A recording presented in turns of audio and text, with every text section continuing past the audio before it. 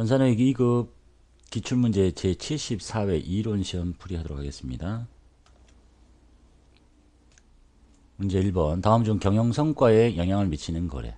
경영성과. 경영성과는 어디에 나타나요? 손익계산서에 나타나는 거죠. 손익계산서에 영향을 미치는 거래. 그러려면 수익이 발생하거나 비용이 발생한 거래를 찾으란 얘기네요. 1번. 외상매입금을 현금으로 지급한대요. 외상매입금이라는 부채가 없어지고 현금이라는 자산이 나가니까 수익과 비용에는 아무런 상관이 없죠.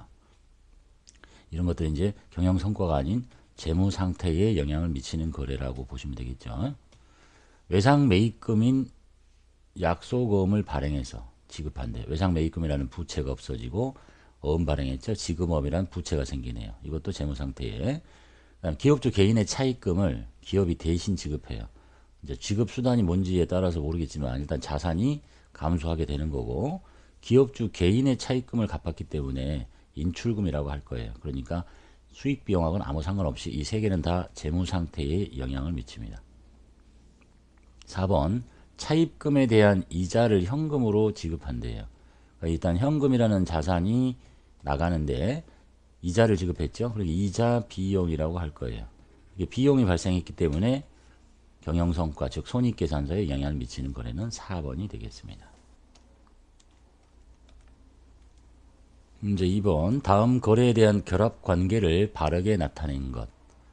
단기 차입금 20만 원을 현금으로 지급합니다. 그럼 차변에 단기 차입금이라는 부채가 없어져야 되겠죠. 차입금이라는 부채가 단기 차입금 그리고 현금 이렇게 분개를 할 거예요. 차변은 부채가 감소한 거고 대변은 자산이 감소했네요. 자산 감소, 부채 감소. 답은 3번입니다. 문제 3번. 주어진 자료를 활용해서 빈칸에 들어갈 금액, 즉 비용이 얼마냐라는 얘기네요.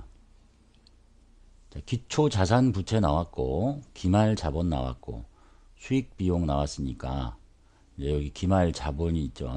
그러면 이 둘 간의 차이가 플러스냐 마이너스냐에 따라서 이익 손실일 거니까 일단 기초 자산에서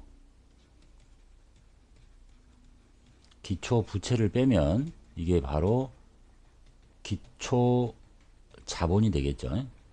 또 기초 자본을 만들어. 그리고 기말 자본을 알려줬기 때문에 기말 자본과의 차이, 기말 자본이 더 크다. 기초 시작할 때보다. 그러면 이 벌어진 만큼이 순이익이 되는 거고 이게 더 작더라. 그러면 순손실이 되는 거니까 그것에 따라서 이제 여기에 비용을 얼마를 넣어줄 거냐라고 정리할 수 있겠죠.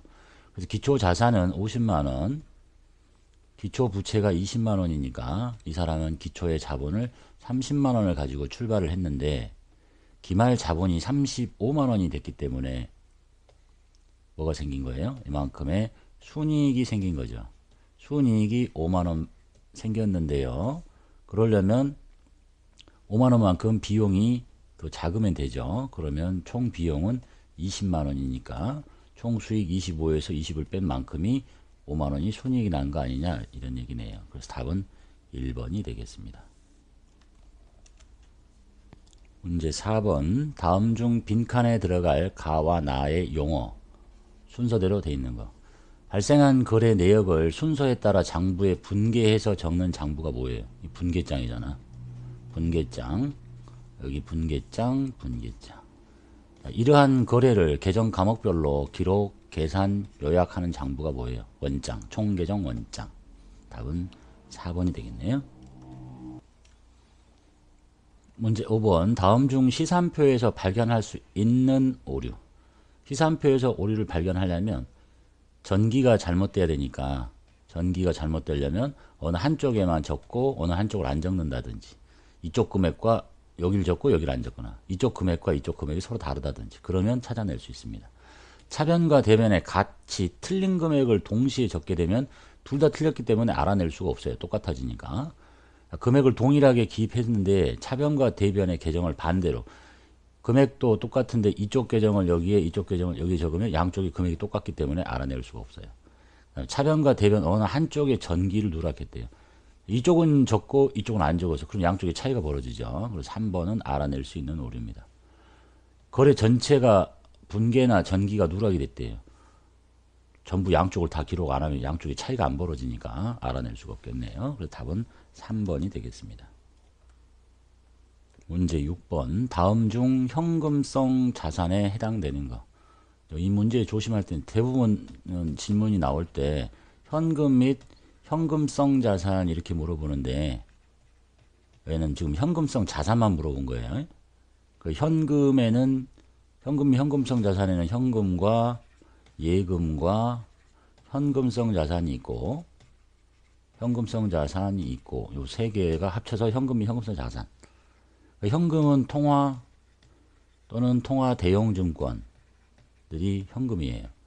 거기에 들어있는 게 국고 송금 통지서, 말이 좀 축약된 말인데 국고 환급금 송금 통지서, 즉 나라로에 세금을 너무 많이 내가지고 뭐 부가세를 너무 많이 내서 돌려받는다. 그때 통지서를 받았다. 이것도 통화 대용 증권입니다. 우편안증서, 전신안증서 많이 보셨죠? 배당금 지급 통지표 또는 뭐 배당금 영수증, 이건 다 현금이에요. 그리고 취득 당시 만기가 3개월인 정기예금.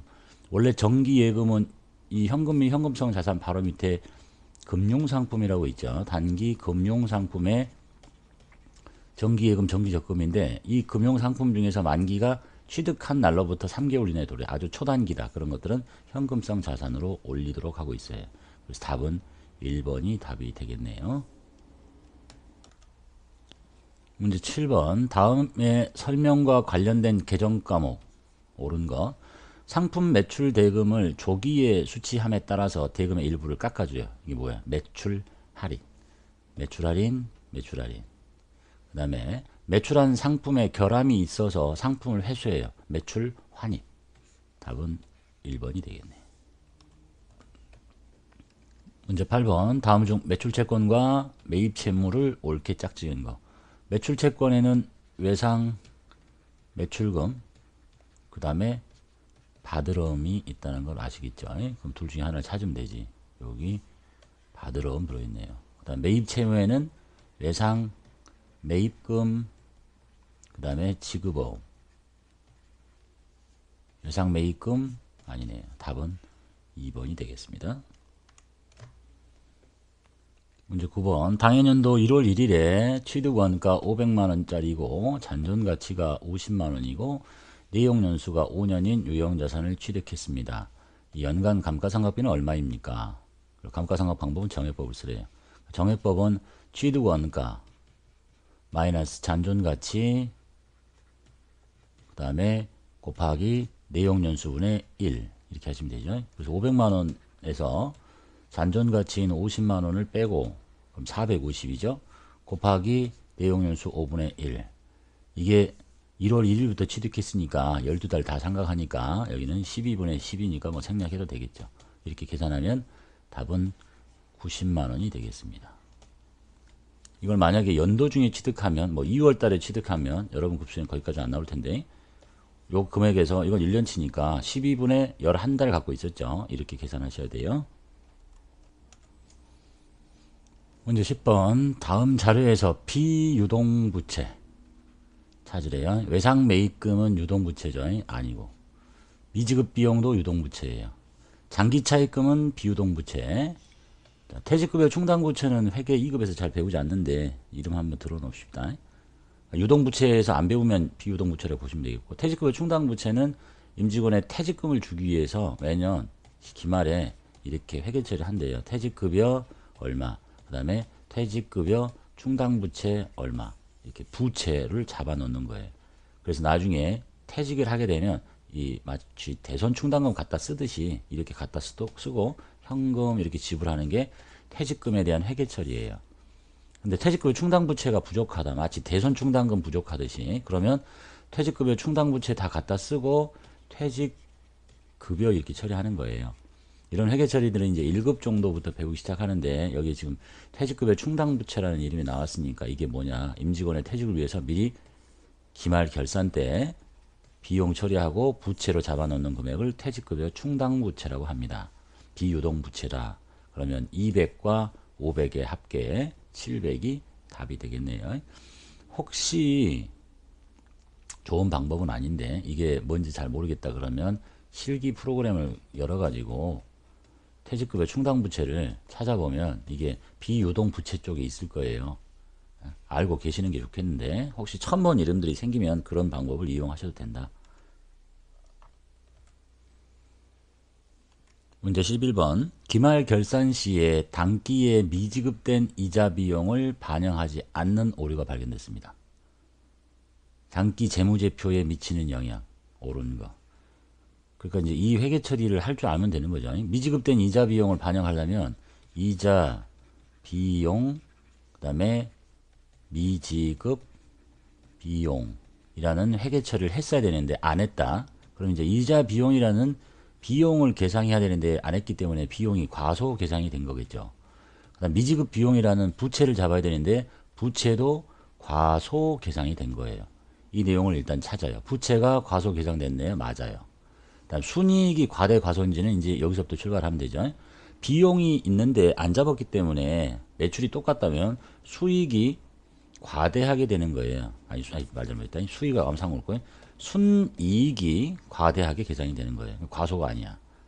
수익이 얼마일지는 아무 상관없는 거죠. 얘는 비용과 상관이 있는 거니까 이건 아무 상관없고 비용이 과대하게 계산이 된 게 아니라 안 잡았기 때문에 과소하게 계산이 됐다라는 얘기입니다. 12번. 다음 중 분계 시 차변에 기입되는 계정 과목. 결산일까지 현금 시제 부족액 5,000원의 원인이 밝혀지지 않았대요. 그러면 이제 몇 월 며칠 날 이 현금 시제가 부족했을 때 어떤 회계 처리가 있었겠죠. 현금 시제가 부족했다는 얘기는 금고의 돈이 부족했어요. 그러면 거꾸로 장부인 프로그램에 돈이 많았구나. 그럼 뺐을 거야. 현금을 이렇게 현금 5,000원 그리고 여기다가 현금 과부족 5,000원 이렇게 해놓은 상황이라는 걸 설명하는 거예요. 그런데 이것이 밝혀지지 않았으니까 12월 31일자로 현금 과부족을 이쪽으로 빼고 여기다가 이제 잡손실로 처리하셔야 되겠죠. 결산일이 12월 31일이라면 답은 잡손실이 되겠습니다. 13번. 기말 결산 정리 사항 중에서 수익과 비용의 발생에 해당하는 것으로 짝지어진 것.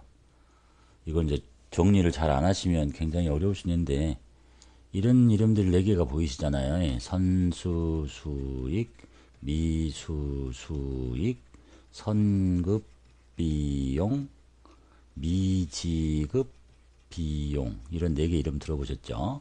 그 다음에 2개는 발생의 개념, 2개는 이연의 개념인데 제가 제 강의할 때는 암기하시기 위해서는 선자가 붙은 게 이연의 개념이다 라고 보시면 돼요. 그럼 나머지는 뭐냐? 발생이겠지. 그죠? 그리고 선자가 붙었는데 이연의 개념인데 그럼 이 수익이 붙으면 수익의 이연이겠지. 이게 비용의 이연이겠어요? 그래서 이거는 수익의 이연, 비용의 이연, 수익의 발생, 비용의 발생 이렇게 암기하시면 돼요. 일단 선자가 들어가면 이연의 개념을 갖는다. 그리고 꼬리가 수익이면 수익이야. 수익의 이연. 비용이면 비용의 이연. 자, 이런 논리로 발생이니까 선자가 들어가면 안 되잖아. 선자 다 지워. 선자. 그럼 답은 이거지. 그럼 이제 미수, 미지급. 그럼 여기 임대료는 뭐예요? 임대료 수익이야. 그럼 이건 수익의 발생. 임차료는 비용이잖아. 비용의 발생. 좀 더 어렵게 나오면 그렇게도 나올 수 있으니까 요 단어 하나만 암기하시면 돼요. 문제 14번. 다음 자료를 토대로 기말에 대손상각비로 추가로 계상할 금액. 그리고 대손 충당금은 보충법을 쓰기 때문에 부족한 만큼 끼워 넣겠다. 기초 매출채권에 대한 대손 충당금 잔액은 20만 원 있습니다. 일단 충당금을 20만 원을 가지고 출발을 했는데 3월 3일에 거래처 파산으로 매출채권 25가 회수 불능하게 됐어요. 회수 불능하게 됐으면 충당금 모두 다 갖다 썼겠죠. 그리고 부족하면 대손상각 비처리했겠지. 그러면 이제 이날로 보면 충당금은 제로. 그리고 기말 매출채권 잔액이 2,500만 원이에요. 1%를 설정하고 싶대. 그러면 2,500의 1%를 계산해서 충당금 잔액은 없잖아. 나머지만 추가로 끼워 넣어주면 되겠죠. 그러면 25만 원이 답이 되겠네요. 4번이 답이 되겠죠. 문제 15번. 다음 상품 자료를 선입선출법으로 9월 말 월말 재고 월말 재고를 계산하시래요. 자, 월초의 재고 볼게요. 월초에 9월 1일에 10개가 있습니다.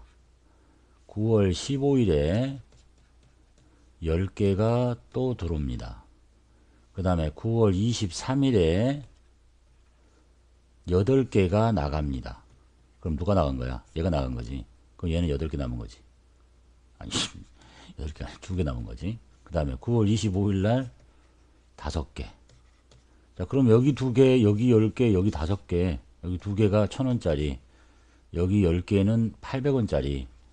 여기 5개는 700원짜리. 요 곱하기 여기 해서 다 더하면 이게 답이 되겠죠. 13,500원이 기말 재고입니다. 또는 뭐 매출 원가를 물어본다 그러면 매출 원가 뭐겠어요? 8개 팔았잖아. 8개 팔았는데 누가 팔린 거야? 이게 팔린 거잖아. 그럼 8,000원이 매출 원가가 되겠네요.